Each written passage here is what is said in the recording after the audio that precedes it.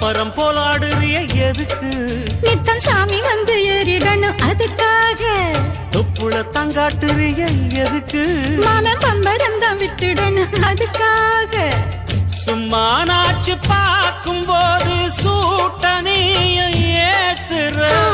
சாராயத்தை கண்ணுல வச்சு ஆளு மேல ஊத்துற காஞ்ச மாடு கம்புலதான் பாஞ்சது போல் தெம்புலதான் நீயும் மேய பாக்குற மூட்டை தூக்கும் மாமாய் அழகு மான தூக்கலாமா மாமன் வீரம் என்ன